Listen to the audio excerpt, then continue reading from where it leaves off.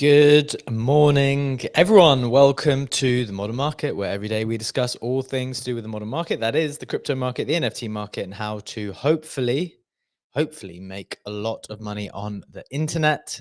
Today, we will be talking about ETH being up 4% towards 3.2K as the Fusaka upgrade rolls out. We'll dive into that in a moment. We've got Binance announcing Binance Junior, a parent-controlled app and sub-account for kids and teens. Sounds like we've finally found our exit liquidity. And Kalshi prediction market announces a CNN partnership.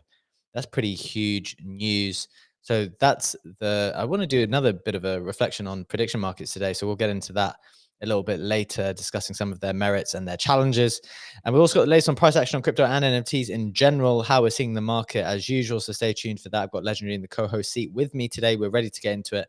But just a reminder, friends, before we do, nothing that we say here is financial advice. The market is, of course, very, very risky and we don't know anything for sure. So please, as always, proceed with caution and exercise your own judgment. With that out of the way, Legendary, it's Thursday. It is the 4th of December. How are you doing? How are you feeling?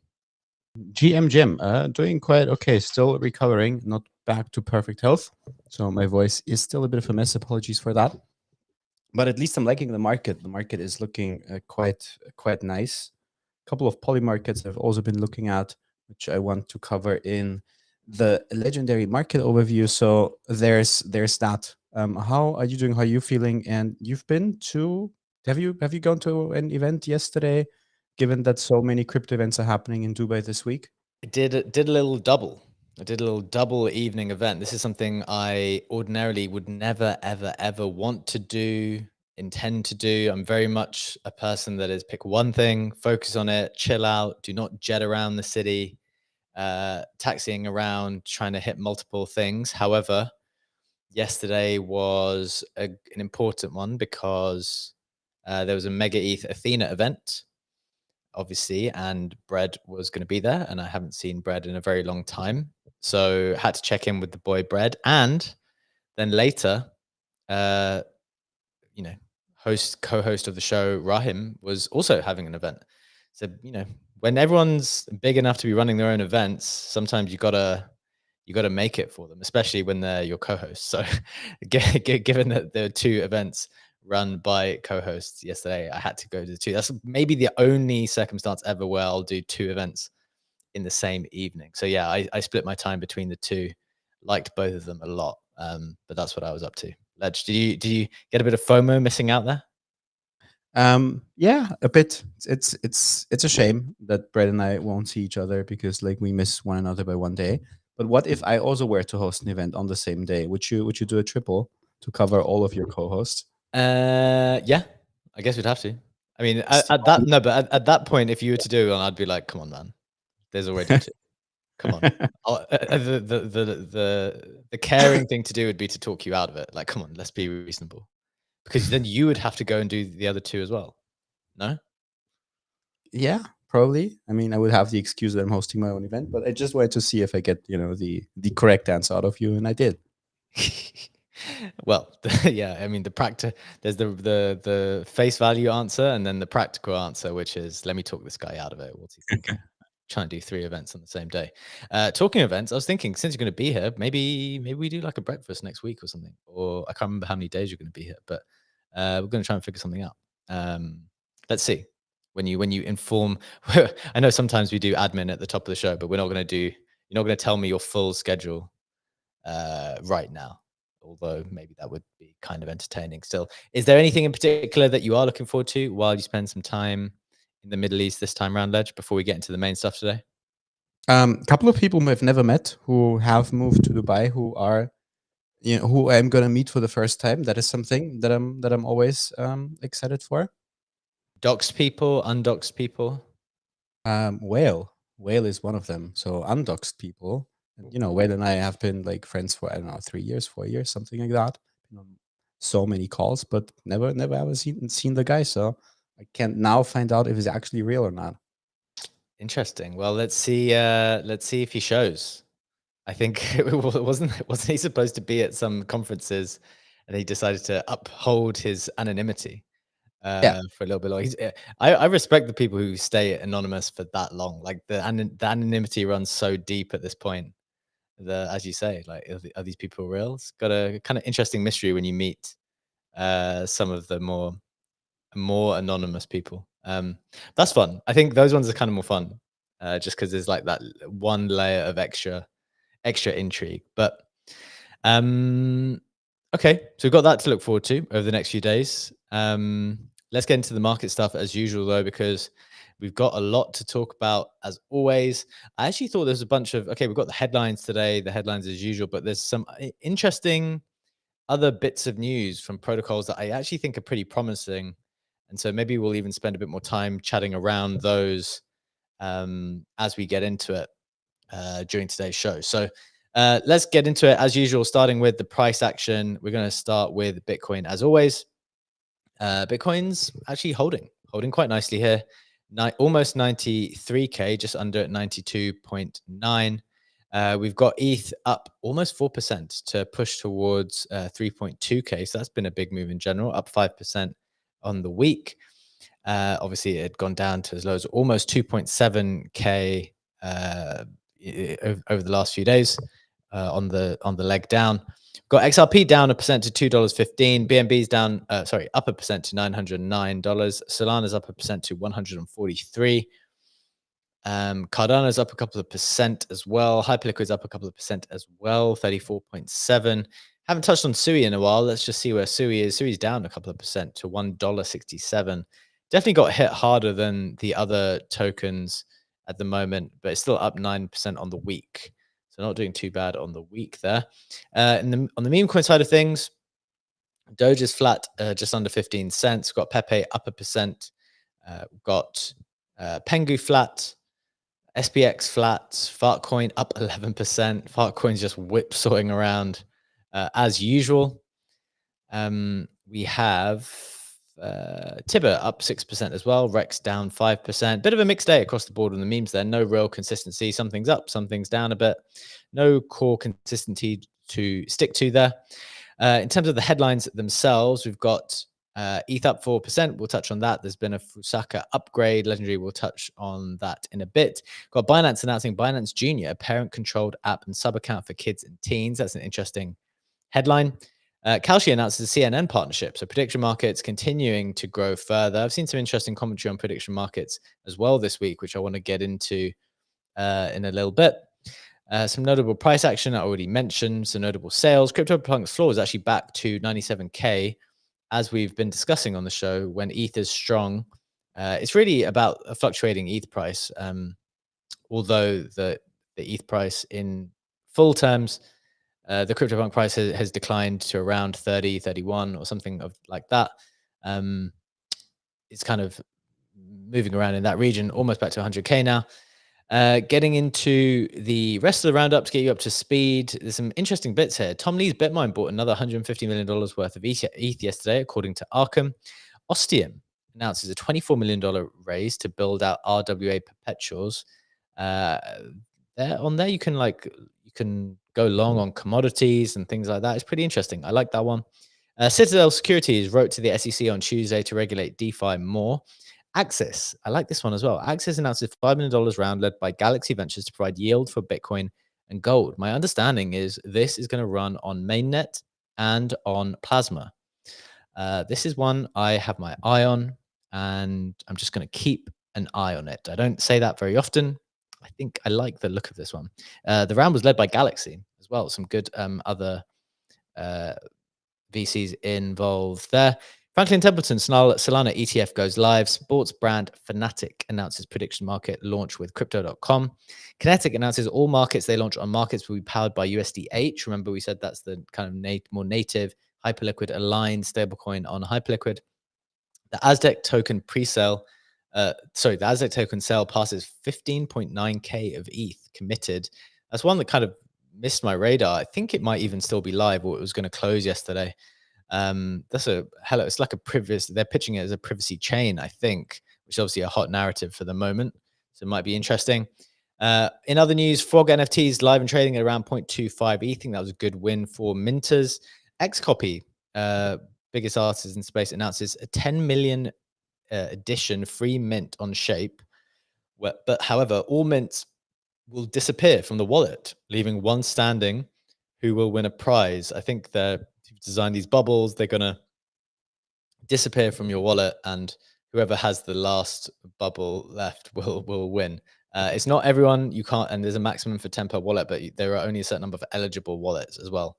And I don't think there's a list either. You just need to go check manually. So interesting mechanic there. And then finally, Cookie announced that the first project ever, Astronova, has been kicked from the Cookie campaign. I think some of these InfoFi teams have not necessarily kept up their end of the bargain, and so first time one's been kicked off. So that is the roundup across the board. Some interesting stuff from crypto to NFTs to InfoFi as well. There, that's the roundup. Ledge. Before we get into the main stuff today, I think there's some interesting stuff to discuss here, but I'm curious what's catching your attention first. Yeah, similar to you, I like both the races, but I also want to touch on the Fanatic news that they want Okay. to launch a prediction market with crypto.com.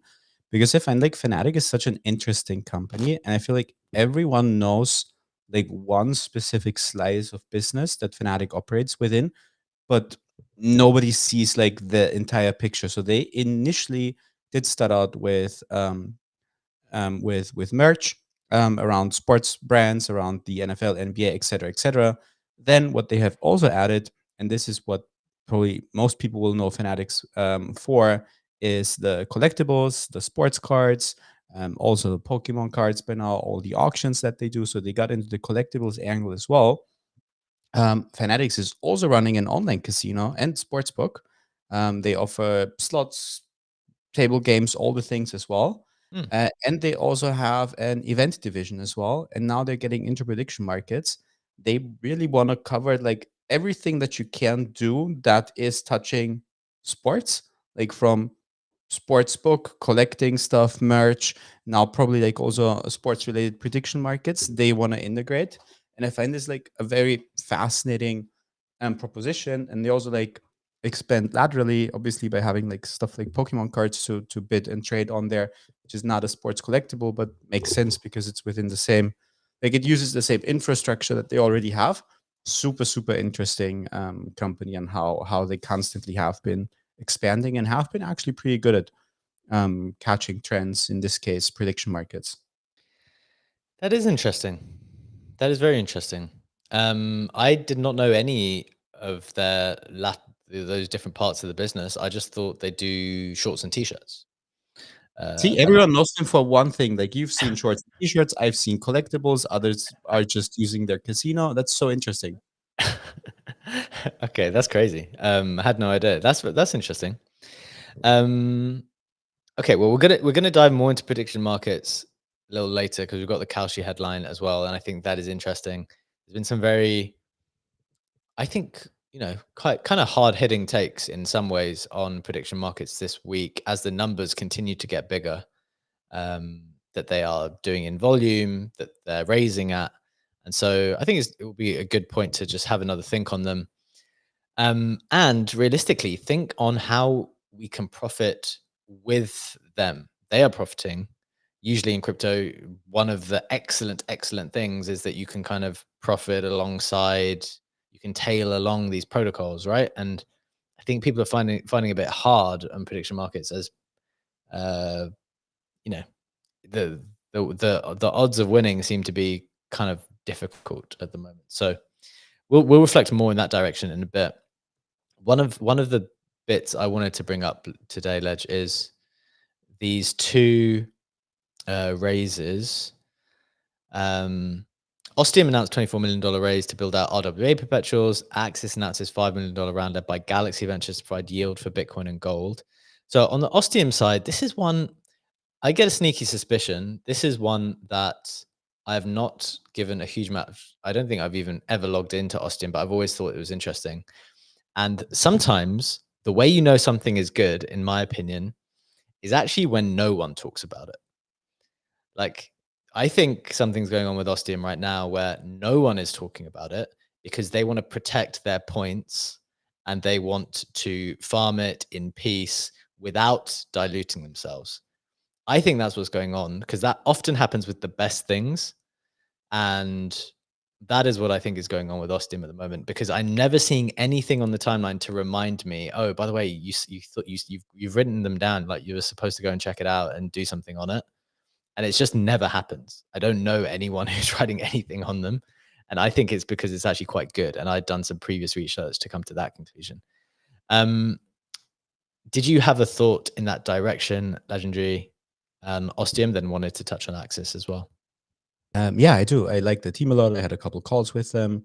I'm in exactly the camp that you have been describing. That I've been using Ostium, as you said. It's apart from the typical perp stuff. They do commodities as well as indices that you can trade on there too. And the interesting thing is, and this is also becoming more evident from the letter concerning the Series A that they just raised, where they say that CFDs, so contracts for difference, despite their flaws, are the world's largest retail derivatives market with over 10 trillion in monthly volume and 10 billion in annual EBITDA across a fragmented network of offshore brokers. For tens of millions of traders globally, they are the only access point into US equities and major global markets, but they operate as black boxes, opaque and discretionary, which is telling me that they are like going after the CFD angle, that Ostium is also looking to onboard people outside of the crypto native traders. And they're also saying in this that the first product market fit they found was with crypto native traders, that they also want to go beyond that. And I think this is pretty interesting because it is coming from a perspective where, like, Hyperliquid, for example, is basically targeting the Web3 people, the crypto native people who don't necessarily want to off ramp their capital, but want to get access to stuff that you couldn't have access previously. If you look at equities on Trade XYZ, but Ostium seems to try to go also after the like Web2 trader who would trade CFDs, and CFDs incredibly profitable business. I think on average 70 to 80% of people lose their money on CFDs, Oh, which got to a point where they had to regulate that and have all the disclosures and disclaimers and stuff like that in, which also means that if you're the one offering these products, you will probably earn a ton of money, as is also the case with prediction markets. So I like that they're doing this approach and they're not just trying to be the next on-chain Hyperliquid, but they're trying to specifically go for the CFD traders. interesting. Okay. Well, it looks like that might be one to double click on. I think that would be interesting. The second one I wanted to bring up for our listeners today is Axis. I actually heard about this a lot quite some time ago, actually, from some connections in the Plasma ecosystem. And this is really interesting to me. So, what they're trying to do is they're trying to bring institutional trading strategies on chain. Let's just get this explainer for you. So, in their official tweet, they said, "We've raised 5 million led by Galaxy." Um, And they said the digital asset market still lacks reliable, transparent ways to earn yield that work for both institutions and everyday users. Too many products depend on inflationary token incentives or singular strategies. We're building a transparent return stream that is by design diversified, delta neutral, and weather resistant to market conditions. And so they're trying to bring these like quantitative institutional strategies on chain for normal people to be able to access. They've got a decade of successful experience running these quantitative strategies, such as arbitrage, processing billions of dollars in monthly volume. And so now they're kind of opening that up, or I think the intention is to open that up. So what you can, so if you look at the official press release, what they've said is that the round was 4 times oversubscribed, and it had some pretty prominent VCs in here. You had it led by Galaxy, you had OKX Ventures, CMT Digital, FalconX, GSR, Maven 11, CMS Holdings. And then also, in addition to that, a little bit of detail here. The project also announced $100 million in private capital from existing limited partners has already been deployed through Axis's closed beta. The funds are stress testing its arbitrage engine, designed to produce market neutral returns. According to the team, the strategies aimed at both institutional and retail participants have generated a Sharpe ratio of 4.9 to date, with large price swings in Bitcoin, Ether, or gold not affecting performance, which, this has been an incredibly volatile period of time. And so I think that sounds like it's doing okay. So So this is interesting to me. I think people have always been wondering how to get yield on Bitcoin and gold in particular. I know the founder of Curve not long ago launched yield basis, which is attempting to generate yield on Bitcoin. I haven't been following that since its launch to see how that is doing, but um, especially in a world where the price of gold is at all-time high, I don't think people necessarily want to part with those assets. If there's ways to have on-chain gold and generate yield on them, that's the aspect of this that is most interesting to me. Like there are numerous ways now and numerous protocols that you can just dump your money in, and depending on what risk the protocol is taking, it can offer you anything between, well, Aave is going to offer you 7% right now, right here, right now. Then any other things might offer you more depending on what risk parameters they've got. But that's typically in dollars, isn't it? It's typically in dollars. So I'm very intrigued to figure out that other side of things. But Lech, coming to you here, what are your thoughts on this? As maybe you're learning about it for the first time. I don't know. What are you thinking?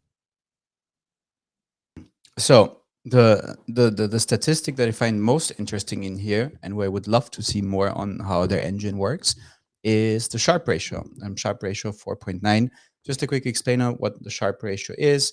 You take the return of the asset, the return of the trading strategy. From that, you deduct the risk-free rate, the risk-free return like government bonds, and that you put in relation with the standard deviation of the return of the asset, which is a measurement for the volatility. So you just divide these two things and you get the result, and the result is the Sharpe ratio. And typically you say Sharpe ratio of 1 means meh, the risk that you're taking for the return that you're getting is not worth it, too much volatility. 2 is good, and everything above 3 is excellent. So basically 4.9 means you either get like a very good return with like almost no drawdowns or no volatility, or an exceptionally good return with still like very little volatility. But like putting that in proportion, it's telling you the reward that you're getting, the return, sorry, that you're getting is incredibly good for the risk that you're taking, because there's basically very little volatility to that, which is to be expected with, if you go for arbitrage and delta neutral strategies. But it also means that they have to have a very small amount of failed trades, because obviously you can try to be delta neutral but screw up a trade and have a drawdown and like increase the standard deviation, the volatility of your trading. But that does not seem to be the case here, because again, this Sharpe ratio is excellent. So I'd be very curious to see that in action, and probably then also be interested to throw my own money at it. I also see Oxy with his hand up on that. So I'm curious to hear your immediate thoughts on what I just said, B, and then we can go to Oxy. Let's go straight to Oxy there. I'll have some final thoughts to wrap it up. Oxy, welcome to the stage, my man. What are your thoughts on Axis? Yeah, I think it's interesting. I think something that like we haven't really had access to delta neutral strategies that, span outside of singular ecosystems. Like we've talked about Liminal a lot, and they use like obviously Liminal uses Hyperliquid core to set up delta neutral strategies using perps on there. But like in reality, it like as crazy as it sounds, it's too narrow, and like I feel like the volume and the liquidity there isn't enough to effectively run like a real delta neutral strategy. Like we see the rates flip positive and negative very quickly on Hyperliquid, to where delta neutral strategies aren't super effective because of that constant flip in funding rates. So the only way for it to be very effective is to span multiple dexes and sexes and perp platforms, and like have it spread out to where you can capture a wide swath of yield, of yield and funding rate. So I'm really curious to see like how much they, I guess, like share with us as far as like how, like where does it span, and how deep are the liquidity pools that they're tapping into there. But I like the idea of institutional level delta neutral strategies and our arbitrage strategies that we'll have access to, because I don't think we really have access to it currently, at least for like the average participant.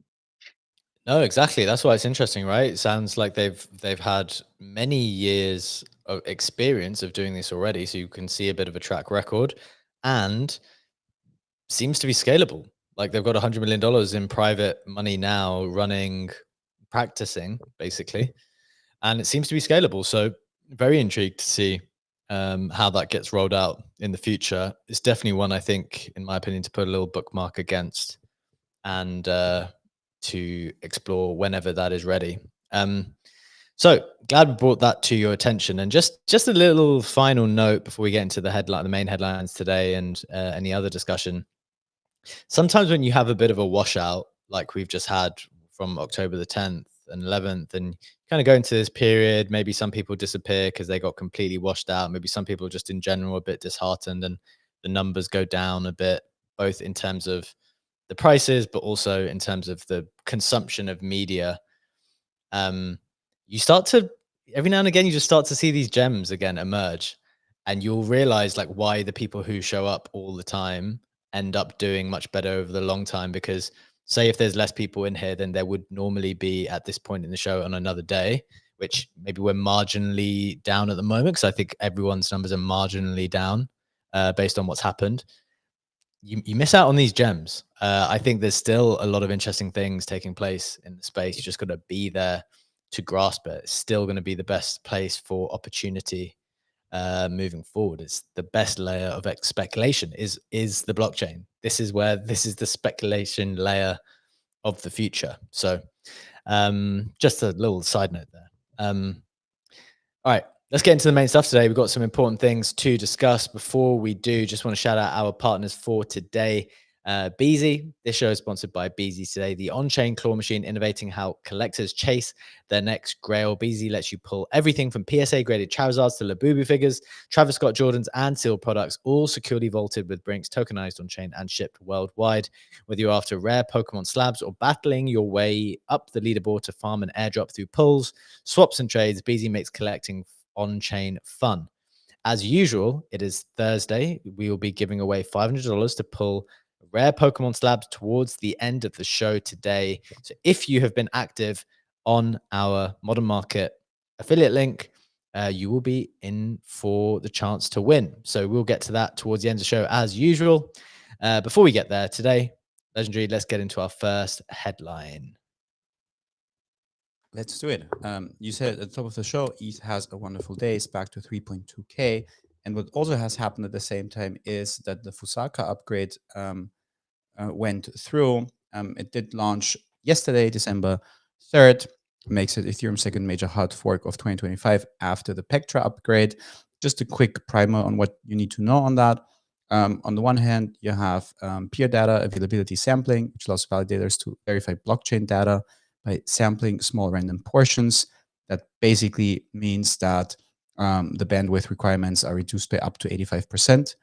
As a result of that, also layer 2 transaction costs are expected to drop by 40 to 60% because they do benefit from the increased data availability space, and the block gas limit increases to 60 mil from approximately 36 mil before that, which allows just more transactions to be processed directly on Ethereum's main network. It's going to be another small update to that on December 9th, and it is an important upgrade in Ethereum's roadmap on the way to offer 100,000 TPS at some point in the future. Market like that, ETH did have, as we said, a very, very good day, did outperform BTC, which has been flat over the day. And talking about BTC, another thing that I want to take a look at quickly is the Bitcoin spot ETF flows. Yesterday, we did see some outflows of 15 mil. The days before that were marked by inflows, 58 mil, 8.5 mil, 71 mil, 21 mil in the days preceding yesterday. And I think the interesting thing here, more than the direction, whether it's like outflows or small outflows or inflows, it's just that these nominal amounts have been getting lower. We are definitely seeing a slower week when it comes to inflows and outflows, and that is also extending to the gold price. Gold is basically flat, chilling just a bit under 4.2K, flat on the day. Also, the pre-markets are across the board flat, but what has changed is if you look at the fear and greed indicator, crypto is definitely more in the fear zone right now. Crypto is still at 27, but the fear and greed indicator on CNN for equities is looking a bit better, is currently at 31. So we have left that extreme fear zone for both crypto and equities, which is nice to look at. And just talking about equities, as I said, today the pre-markets are basically flat. Also, yesterday has been pretty much an uneventful day, maybe with the exception of Tesla, Oracle, and Palantir. All of these three companies had a good day. They were up 3 to 4%. And the last thing that I want to touch on is, where is it? There we go. The two poly markets, as per usual, Fed decision in December. It is increasing. We are now up to 94% for the 25 pips decrease in rates, which is telling me that the market is starting to price this rate cut in more and more. When that was still at 75 to 80%, it was like there's still like room to basically be surprised by the rate cut and then reprice high accordingly. But now that this is almost a given at 94%, I think that the market is already pricing this rate cut in very, very strongly. Second poly market I want to take a look at quickly is what price will Bitcoin hit in 2025. Now, we did see BTC recover to 93K. However, this will Bitcoin hit 100K until the end of the year market is actually down. It was like at 54, 55% even yesterday. Now it's down to 50%. So it's still a coin flip there. Obviously, that is to do that with every day that's passing. There's like 1 day left in the year where BTC can pump to 100K. But yeah, the market is still pretty much undecided on the question whether we'll see BTC going up another 8, 9-ish% to hit the 100K, or whether we're not going to see that. Interesting summary. Look, I really think the direction of the next move is up for grabs. I don't think anyone knows. We discussed this yesterday as well. It's very, very difficult to say. And I think anyone who's too confident is kind of just creating a narrative based on the last 48 hours where the price is recovered. And if we went back down, then it would be all worry again. So I'm very unconfident in the specific predictions at the moment. The one reflection I've had when thinking about price recently is that in times of mania or in times of more desperation, you notice that the conversations about predicting price and movement becomes on a shorter and shorter time frame, including ourselves, right? We've gone, even when you bring up that poly market legendary, it's like, okay, well, what's the price of Bitcoin going to be in 2025? There's only 25 or 20 something days left of this month. And so that's like on a very, very short time frame where I think usually even we have a slightly longer outlook. And to be honest, at the moment, everyone's just trying to predict, like, it's coin flip. It's like up or down, up or down. What's the next move? 100 or 90? Like, what's it going to be? 100 or 85? 95 or 85? And I don't remember us kind of trading in that way before. I don't know if you feel similarly here, Ledge, but like when we were trading at, I don't know, 75 a year ago, I don't know if people like, oh, when it went to 70 versus 80, I can't remember the exact ranges, by the way, but when it went to those things, it wasn't like, oh my God, it's so over, we just went down to 70. Whereas at the moment, say we're at 90 and it goes to 85, people are unbelievably stressed. And then even if we go to 95, then we're like, okay, well, maybe we're out of it. It's going to be fine. Just like a lot of trepidation around the moves. And I think that's just emblematic of just, yeah, maybe the general trepidation. People are like really walking on eggshells a little bit here. Do you feel that as well? Do you think that's fair? What's your kind of assessment? Yeah, that's very eloquently worded. I agree with that. I think if you tell me it's December 31st and BTC is trading at 102K, I'm like, yeah, I'm not surprised. If you tell me it's December 31st and BTC is trading at 80K, I'm also not really surprised. The thing that I've been thinking more is to start to do something again, which I did a couple months ago, which is to take a sizable amount of money from my BTC stack, match that with gold on the other side, and just be an LP provider again. Obviously, that would have been a nice trade in the last weeks already. But at that point, I just wasn't comfortable with gold also not having had recovered to 4.2K yet. Now we do feel a bit more stable. I still think there's a good amount of volume going on in a pool like that. Actually, let me check it on Project X, for example, as I'm speaking. So that is something that I've been considering to reopen again as a pool. Let me see where this is. What APR we can expect from that at the moment. Yeah. UBTC and gold around 10%. You can get 56% if you do hype in BTC, but I like the 10% on gold and BTC and farming some Project X points again, which I obviously have been slowing down on because I did remove a very, very strong, a good amount of these positions already. Yeah, interesting. I mean, my favorite LP for a long time was just hype Bitcoin. I did that for a really long time with a reasonable size, and have got a lot of Project X points as a consequence. But like you just kind of wanted to take off various positions over time to just de-risk in general and not be exposed to the wild volatility and having to monitor everything and smart contract risk and all of these things wrapped up together. But do I like Bitcoin Gold more than anything else at the moment? I don't know.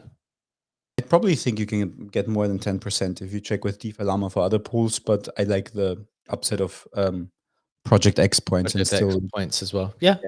relative low volatility. I think, yeah, and ultimately, if you score high on Project X, I have no idea. I definitely don't want to make any prediction in terms of what valuation it will come out at. If they, who knows? I don't even know if they've officially confirmed they're doing a token, or everyone assumes that's why they've got the point system. But Kinetic worked well. Like if you did Kinetic for a while and you got high points, like you got a lot of, even at a valuation that was like relatively low, because I think it wasn't bad. It wasn't bad at all. So that's a nice stimulus to keep going in this kind of market where things get a bit slow, to go back to the drawing board in a way and start earning the points on some of the assets that you like, on the protocols that you like. I think it's a good way to do it. I would love to put my goal to work in some way. So I need to think on that, to be honest. So at the moment, you like a final thought on this. You like gold, Bitcoin. Does gold have any other pairs, or is that just the main one you want to look at for the moment? Let's see what we have on Project X for gold in terms of other pairs. Oh, you can't can see the screen, by the way. I don't know if you're on a different. I know. Yeah, I don't want to share because I'm logged in my main wallet now. I don't want to share that. Okay. Hype and gold is the bigger one. You can get 38% there, and then you have stablecoin pairs as well. Let's talk about that just for a second. I was thinking, kind of bouncing around a little bit here because we're trying to figure out something to do with the capital that we've gone a little bit risk off on. It is the first time. So two things. One, I was thinking of just buying some hype again for the first time in a long time. I've very much reduced much of my position, as we talked about over the summer, just like constantly selling over time, and then let a bunch go around and above 40-ish, or whatever I had left, basically. And then I've still got some, of course, to use the chain, but I was thinking, I just feel like getting back in. And the reason is, in general, I'm getting the same kind of feeling. I think this is the least I've been exposed to the market in a long time. And I'm getting that feeling that I've spoken about on the show sometimes, Ledge, back in 2021, where I just capitulated my ETH after like completely round tripping everything. I capitulated it all almost, because I'd been denominating in ETH and making all this money in ETH. And one day I just looked at myself and was like, damn, it's that famous meme, isn't it? Like you can't afford to not be exposed to the industry that you log into every day. And I was just like thinking about that to myself today. It feels strange to not be as tethered to the industry as much. And I look, I don't think it's as responsible when you get to a certain point. And so maybe it's still wise not to be. But I was just thinking, okay, maybe I'm like a little bit underexposed on a relative basis here. How are you feeling from that perspective? If you are gonna start to deploy it again, is it Is it hype that you're looking at? Is it Bitcoin itself? Is it alts? What's your perspective there? I need to buy hype as well, just because I have a good amount of kinetic and I want to get my Oh yeah, out. What is it? KM hype, kinetic sure. markets hype. Yes. So have that going. And similar to you, did trade out of the majority of my hype position. Obviously, you could make the argument it would have been better to buy it here instead of buying Of it course. here now on the chart. But don't care about that 10, 12-ish, whatever percent movement. So I will want to buy some hype. BTC, I am not too sure because I still have my long-term bags. I'd rather wait a bit more on that. And alts, not really anything standing out to me at the moment. I think the thing that I'm like really that will get me more active again is Mega ETH and the Frontier Okay. launch, whenever that is, because they will want to put capital to work and farm yields again and play around and be a bit more degenerate. In terms of ETH, no inclination of buying ETH at the moment. I have the least amount of ETH that I have had historically, even if you factor in like my Pudgy Penguins and other NFTs and spot holdings and the ETH that I have in Ethos, etc. It's still, I don't know, 30, 40 ETH, something like that, maybe in total. So not, it's a low amount for it. Like I used to have a lot more money in ETH. I'm still very much more exposed to stables right now, but I don't want to buy more ETH at the moment, to be honest. Yeah. Okay. Yeah, I think I'm probably in a similar boat, although maybe I mean I still have I say I don't have NFTs, but like I have a lot of art, whether that's digital or sometimes physical as well, or just like it's an increasing collection, which I kind of just don't even put in my portfolio anymore because it's kind of a separate thing. Yeah, I actually put that down. Like I don't ETH denominate it. It's like it's in its own bucket called art, and so it's kind of out of crypto in a way. Okay.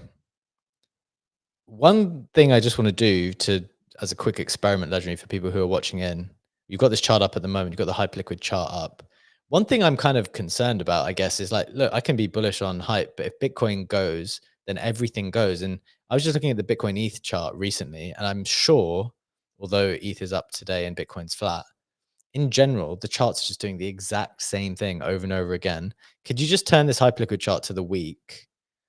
The 7-day one, and then just flick between this one and the Bitcoin one. And I just want to see if there's like, is there reasonable variance here?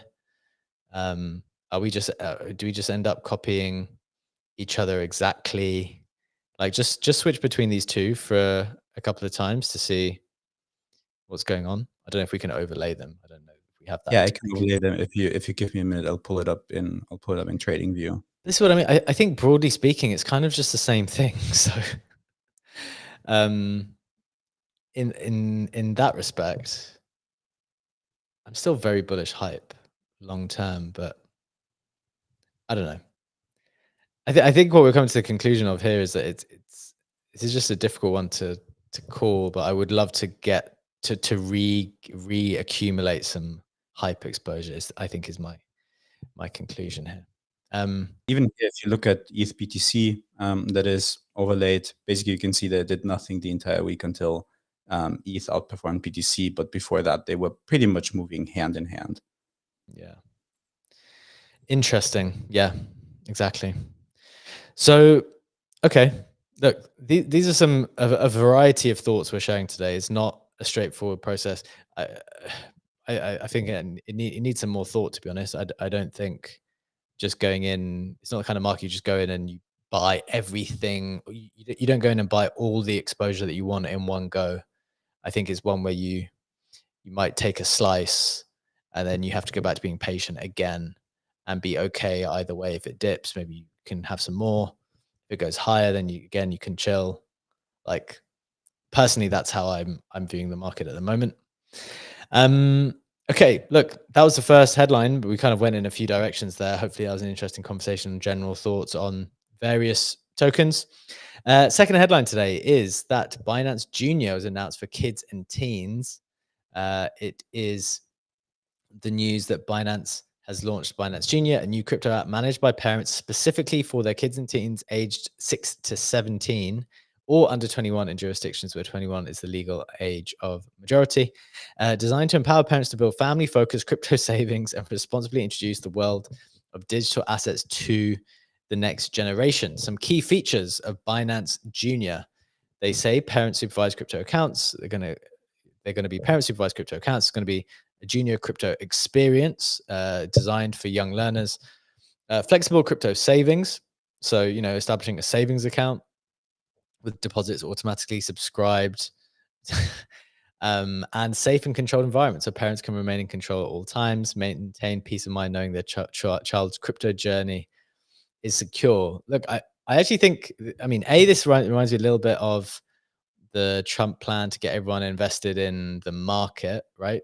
They've got this plan, which was announced with, I believe, one of the big VCs out in the States, plus I think Michael Dell was involved to get the majority of American young people invested in the market, which has seen such great returns over a long period of time. And everyone's going to have a certain amount, I think it's $1,000 into their account at a young age, and that's going to grow until they're 18. And maybe in some way, taking inspiration, this is a Binance way to get young people involved in some way. I think it's kind of it's well designed, it's well framed as well, in the sense that they're talking about like designed for young learners. This is an experience. Like normally, banking is not an experience, right? You don't talk about finance as an educational experience, although maybe in the future it will be. Ledge, I don't know what you think about this. I'm a big believer that in the future, everyone is going to need to be far more financially literate. And the rise of the internet and maybe even crypto itself will mean that everyone will be far more proficient and literate in finance and options for them to look after their own money. Nine out of 10 people will not be interested, because 9 out of 10 people are generally not interested in this stuff. However, I think there will be a growing proportion, and like financial literacy education will be very, very valuable moving forward. That's my short take here, Ledge, but a quick take from you before we hit the next one.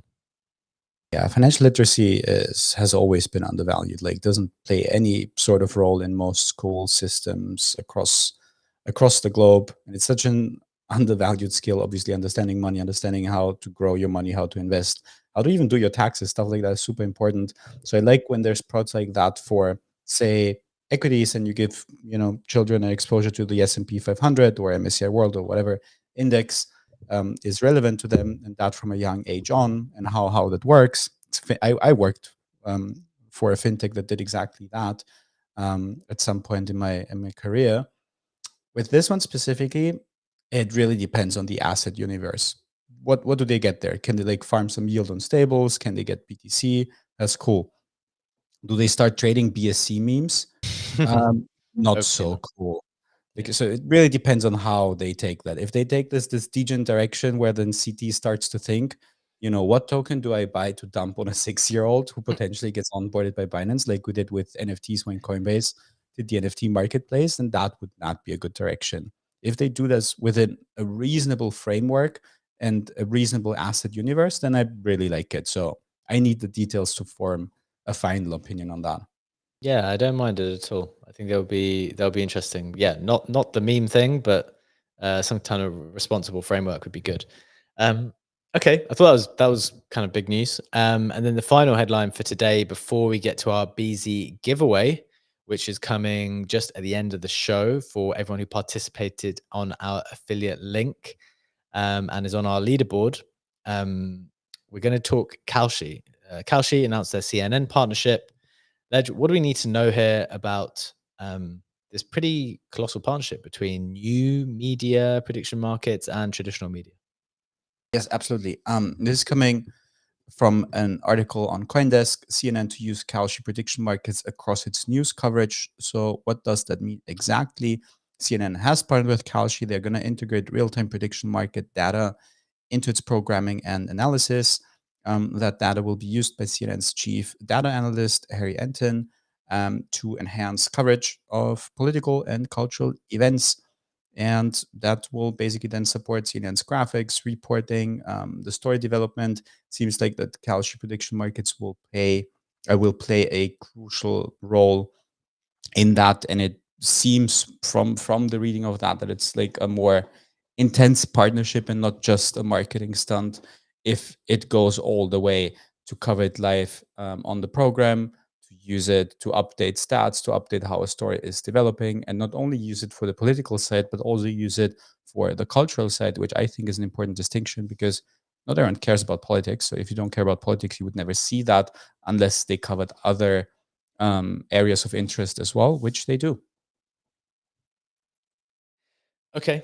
Very, very helpful update. I don't think there's necessarily anything actionable there, but I just think it's notable to see these prediction markets really move forward, both from the crypto angle, because they're operating on crypto rails, but also from the media perspective, as these, these forms of media are crossing over and interplaying with each other. So I'm definitely keeping an eye on that, and I think it's important for everyone else to do the same as well. One final reflection, Ledge, for the average person listening to the show and ourselves. I've noted before that I'm not really exposed to the prediction markets. I think they're great information. I think it's great as a resource when other people are betting on it. But in the end, this is the emerging perspective I'm seeing quite a lot this week. In the end, it's kind of just like betting, and the winners are really, or maybe the lack of winners is incredibly notable. And I think the fact that you can't even really do it with big size, I think there's some data being shared earlier that even the biggest winners are like up a mil or something, or 2 mil maximum. And the thing is, okay, look, volume and 3 mil in profit was one of the biggest ones that has been reported, which is very insignificant given the amount of volume. yeah, Just like 1%. look, we're not diminishing that amount of money, right? It's a lot of money. If you have that amount of money, I'm sure it's life changing for a number of people, but it, it's not as much as you would think versus the kind of alternative opportunities, and also the number of losses that people are taking in chasing that or farming the protocols or whatever are pretty high. So do you have a take there? Are you being really cautious yourself? Are you even participating? Do you think it's just you're going to light money on fire by participating in this if you're purely farming, or do you think it is actually worth getting involved? If you're farming, you should hedge, which is difficult because not all of the markets give you enough volume to do that. If you hedge, you can probably try to hedge by using a traditional sportsbook and either Kalshi or Poly market. And talking about sportsbook, this is the biggest problem that I'm seeing actually. Let me bring up this chart. This is the weekly notional volume on Kalshi by category. And if you look at the October data here, out of like 1.25 bill in weekly volume, roughly 1.1 bill, so 90% plus is just sports. So essentially it is a sports book that also offers you some other bets, but it's primarily a sports book. It is sports betting. So this is the one thing that basically tells me this is going massively into the gambling direction. And I don't know anyone who's doing, sports betting long-term professionally for a living without at least having some sort of insider knowledge. It's at the end of the day, it is gambling. And if you just look at what people are betting on, they're not betting on politics, they're not betting on economics, they're not betting on crypto, they're not betting on cultural events, they're not betting on elections, they're betting on sports. And probably that some of the sports category Kalshi wants to present to you as cultural, because it sounds better than saying this is a very successful sports book, which they're running at the moment. And that is not diminishing the success or the volume. Like getting 1 billion weekly volume is insane. But it is a gambling platform that does sports betting, and ultimately this also got the attention of the regulators, because otherwise there wouldn't be a lawsuit out at the moment. But I also see Funky with his hand up, so I'd be curious to hear from him before we have to then start to wrap it up and move into the last section. No, just a real quick comment about the chart that you're showing. That's insane. And it does make a ton of sense, because in the United States, there are very few places where you have the ability to bet on sports where like here in Florida, we have Hard Rock because it's owned by the Seminoles and the casino. So if you are a Florida resident, you can bet through that app on sports. But a lot of states in the US really restrict those kinds of sport betting apps. So it makes a ton of sense that that volume is being driven to the prediction markets. But I just didn't realize how much of it was sports until seeing what you're showing on screen, which is just an insane number. And by the way, this is how they're advertising. Like in the morning, and I'm in Europe at the moment, I got an ad, multiple ads when I was browsing Reddit from Kalshi, and it said, you now can, bet on sports or predict on sports. I don't know the exact word that they used for that in 50 states in the US. Like I'm not even in the US, but this is exactly the ad that they are going out with because they know, as Funky said, people can't do sports betting everywhere as easily in the States. And this is a way to do it. And people want to do that, which again, super successful business, but it's a sports book more than anything else at the moment. Interesting. Okay, so that chart is pretty interesting. Ledge, just for the people who are listening in, did you say some of those numbers there? What's the kind of delta between the sports numbers and the normal numbers? I did. Just to recap that, latest figures from October, we can see a bit more than 1.25 bill in weekly notional volume on Kalshi. And out of that 1.1 bill, which is more than 90%, is sports related prediction markets, wagers, whatever you want to call them. Interesting. Okay. Well, look, this is interesting to know. We've got to equip ourselves with all of this data, I think, as we think about the viability of these things. I've also posed the question on the legal side, like I did a little bit of legal work when I was a lawyer in the gambling world, and it's hard. It's hard to get things done for the people who are building these gambling platforms or casinos or whatever, because there's a lot of protection out there, and maybe rightly so too. So it's hard to bypass it. So let's see. We're just monitoring the situation. Clearly, a lot of interest, and it's the hot sector right now. So we'll continue to monitor it and share more as we see fit, and if we do see an opportunity where the edge is a little bit better and something for us to action there. But in the meantime, I think that's it for today. We want to get to our Beezie giveaway as usual. It is Thursday. We've got $500 worth of slabs to give away, legendary. Let's get into it. Shout out to Beezie for our partnership today. What do we need to know? Who is going to win the prize, legendary? Yep, one quick update from Beezie before I answer that question. They did roll out referral rewards. If you ever referred someone to Beezie, you now have USDF in your wallets. So just a quick note on that.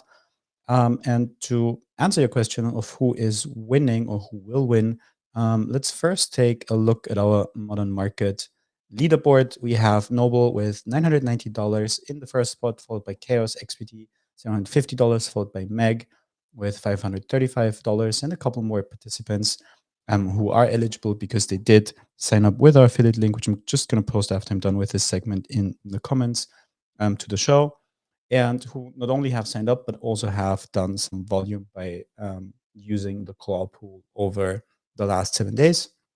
What we did do is we applied some weighting to the volume to come up with this wheel of names and see who is gonna take $500 in Beezie credits. We say it's for a $2 to $50 pulse right now at the moment. That claw is being restocked, so you can obviously use the $500 in Beezie credits for any other claw machine that is live at the moment. And with that being said, let's spin the wheel. Let's do it. Let's see who the winner will be today. This is looking like, is it rolling over? No, it is Meg again. It is Meg's fourth win, I think. She went yeah, four? we had Noble winning once. Okay. And I think we had 3 Megs, and this is Meg number 4, if I'm not mistaken. Well, congratulations to Meg. Congratulations to Meg.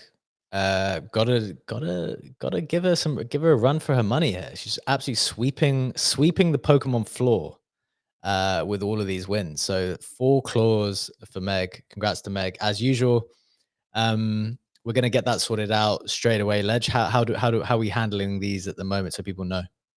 Yep, we are sorting anything that is giveaway related on our end. That means Meg doesn't have to do anything, and we'll get the credits delivered to you by end of day tomorrow, by end of day on Friday. And that's it. Congratulations again. Good stuff. Shout out to Beezie, as always, for partnering with us this month.